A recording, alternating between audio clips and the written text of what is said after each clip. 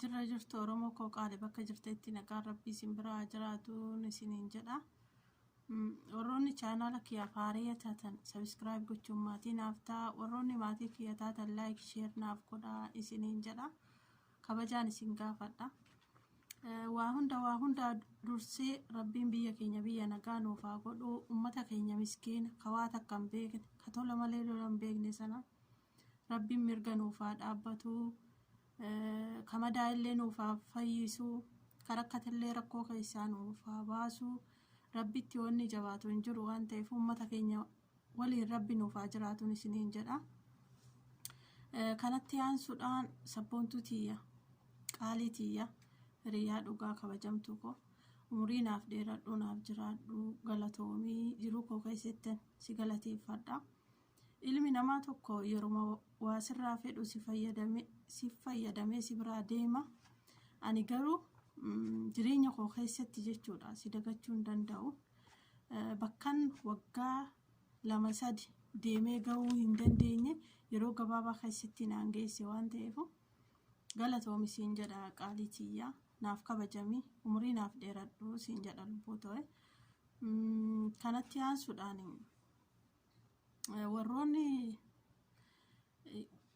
dursaati jechuudha. Maaliif nullee mana arabaa keessa jirra isin gargaarraa dursaati. Abdul Haab jala deemati waan inni barsiisu baradha. Yoo YouTube hin qabne akkaataa YouTube itti banatan irraa baradha. Yoo stream yard hin qabne akkaataa stream yard itti banatan irraa baradha. Sanaa booda jechuudha fa'amtanii jirtu yaani amma tokko isinii galee jira waan isin dhibe irratti immoo gaafachuu dandeessu. Inni si sabboontuudha. Sabboontuu subscribe gochuun maatii taafidha.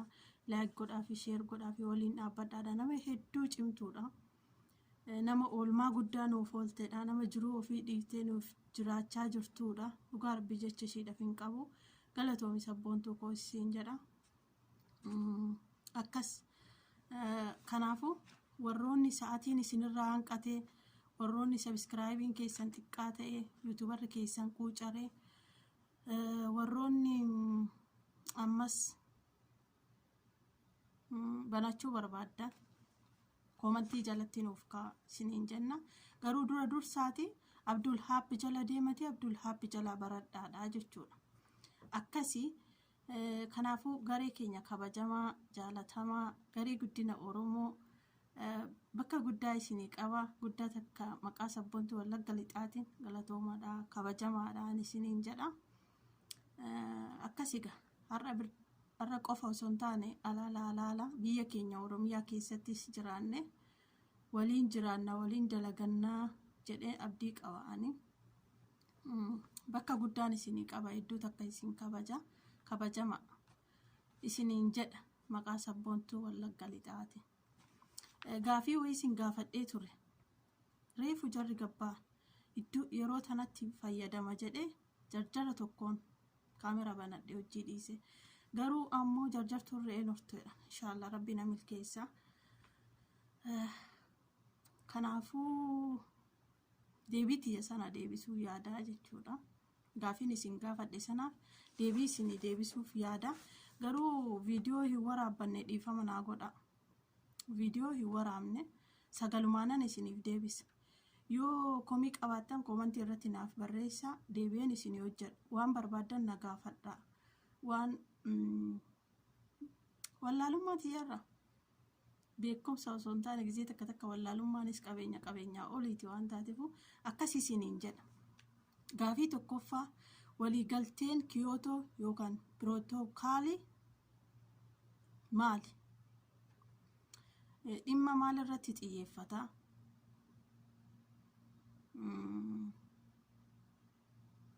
Bara kam kan jedhuun isin gaafadhe.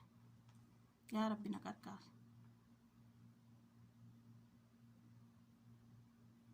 Dhimma waliigaltee jijjiirama qilleensaa irratti xiyyeeffata. Waliigaltee jijjiirama qilleensaa to'achuu dhimma waliigaltee jijjiirama qilleensaa to'achuu irratti xiyyeeffata.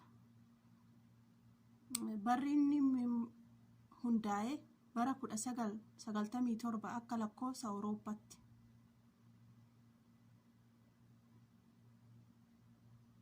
Kan mallatteeffame Jaappaan Kiyoototti jechuudha.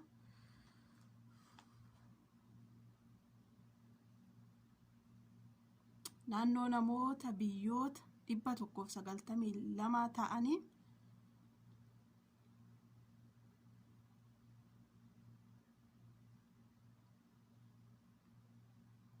ta'aniin kan mallatteeffame jechuudha.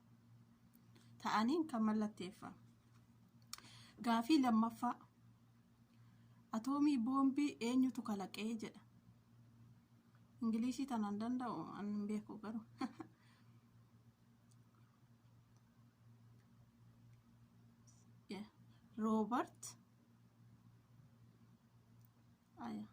Robert Oppenheimer jedhama. Deebitee natti fakkaatti gaafiin tuni.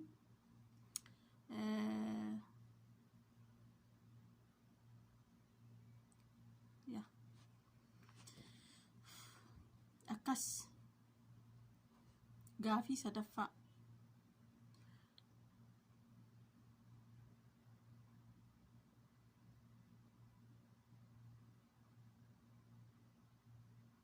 Gaafii sadaffaan maal jedha? Lagni dheeraan maddi isaa Oromiyaa keessa ta'e eenyu eessaa maddaa jedha. Gaafii sadaffaan jechuudha.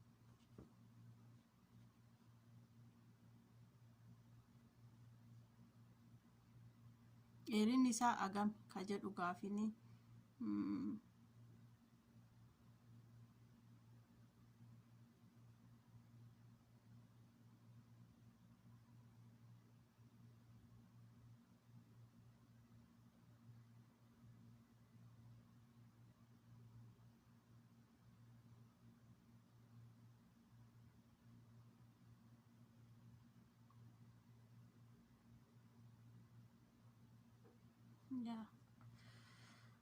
Na uffalchaaga jarjaraa bar ittiin qophoofne waan ta'eef na uffalchaadha. Lagni dheeraan maddi isaa Oromiyaa keessa ta'e eenyu ka jedhuuf laga Awwaashi kiiloomeetira 1,200 jedha. Aanaa Dandii iddoo Tulluu Warqee kan bakki ka'umsa isaa jechuudha. Bakki ka'umsa isaa Aanaa Dandii iddoo Tulluu Warqee kan inni madduu Oromiyaa bira darbee Itoophiyaa fayyadaa jedha.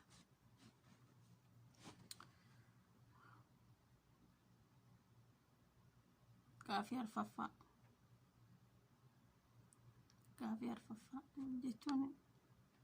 jechuun sammuun keenya kun guutummaa guututti madaamii bira jira beektani. Sammuun keenya madaamii bira jira malee akkas rabbiin harkaan waa bilisoomsu isiniin jedha.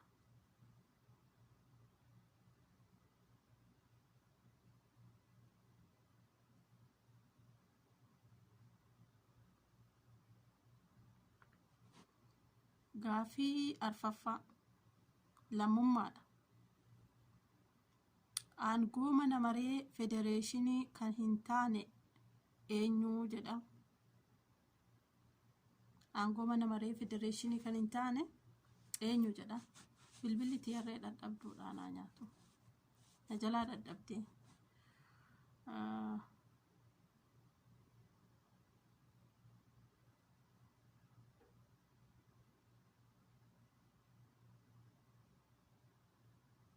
Aangoo mana maree federeeshinii kan hin taane eenyu ka jedhuuf labsii ariifachiisaa baasu jedhamee yoo deebifame abbaa badhaasichaati.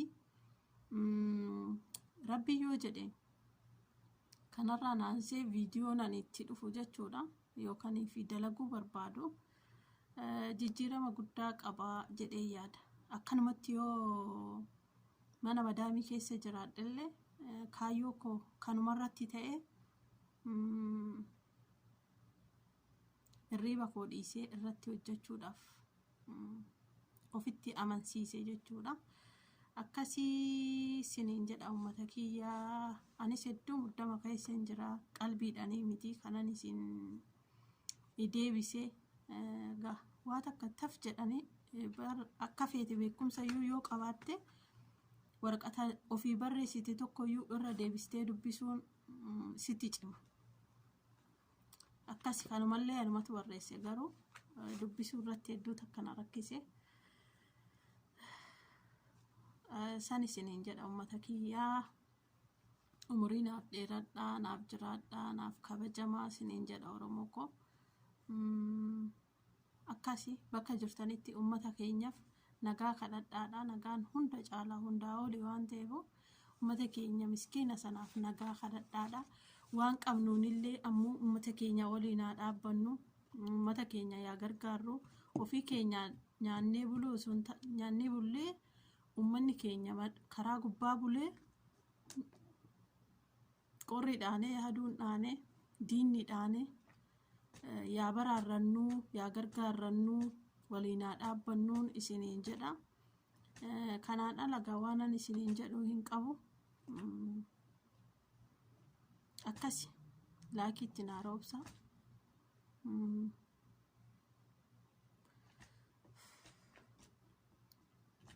Akkasi waa'ee keenyaa yoo dhiisa silaa naman dhiisuu dubbii keenyatu akka hin taane jedhani.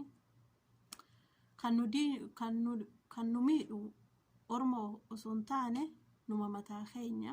Maaliif jennaan maasaraarraa eegalee akka takka shanee gandaatiitti ka jiru Oromoo, ka biyya bulchaa jiru Oromoo, ka dhumaa jiru Oromoo hedduu takka yaani egaa dubbitti nama dhibaa dhiisutti nama guba waa'een keenya. Akkuma hayyuun keenya jedhe sana kan keenya bes rabbummaan haa dubbatu, waaqni haa dubbatu jennee dhiifna. Waan qabnuun ammoo uummata keenya yaa baraarrannuun isiniin jedha uummata kiyya kabajama. Viidiyoo tiyallee hanga dhumaa naaf dhaggeeffadha. Akkas isiniin jedha. Fayyaan dhabina.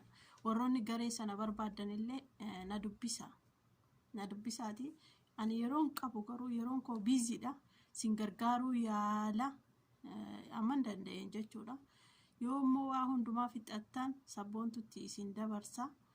Ani micayyoo wayii barreeffama naa kannitee turte faafii jedhamta inirraa fadhu lakkoofsa kee qabadhee deebi'ee si barbaadu fi obboleettii tiyya yeroon dhabe lakkoofsa kee bakkan itti qabadheellee naaf galuu dide lakkoofsa ijoollee hedduu waan hin qabadhee sabboontutti dabarsuufu ani keessatti bilbila koo keessatti hin sajjalu filis irra deebiitii faafi sin beekaa sheerin sii godhaa na beekta waan ta'eef as jalatti naaf kaa'e koomantii qaaliitiyyaa yeroon dhabe malee si dagadheeti miti sammuun koo si yaada garuu yeroon dhabe dhiifama naa godhisiin jedha onneetiyyaa. Akkasii Oromoo koo kabajamaadha, naaf jiraadha, naaf galatoomadha. Namni tokko waan fayyadame tokko oliif fayyadamuu qaba. Bayee wal baasuu qaba. Mixiin iyyuu wal qabattee deemti. Ilmi namaa ammoo sana dhabuun xiqqoo hin ulfaata. Nullee egaa ammoo beekumsa keenyatti waa tokko waliif haa oollu siniin jedha. Galatoomadha, naaf jiraadha, waan hanga kana na dhaggeeffattanii fi siniin jedha uummata qaali. Sabboontu tiyyallee naaf jajjabeessadha. Kabajamtuu koo. Nutti makama warroonni yuutuubara gurguddaa taatanirree please. Ani jechuun hanga nama yuutuub laayikii 200 fi ol qaburree of jalaa qaba 180 hedduun keessan na jala jirtu. Garuu laayik nu godha, sheer nu godha, maali koomentii nu barreessa, nutti hin boonina. Nullee bakka sin geessa sana ni geenya. As teenyee fagootti osoo hin taane dhiyootti ilaalaa jirra waan ta'eef nu waliin dhaabbadhaadha isiniin jedha. Baatanii nurree nu baasaa isiniin jedha gabaabumatti. Akkasii uummata kiyyaa amma viidiyoo itti aanu walitti deebinutti nagaa fayyaa naa ta'a isiniin jedha Oromoo koo qaali.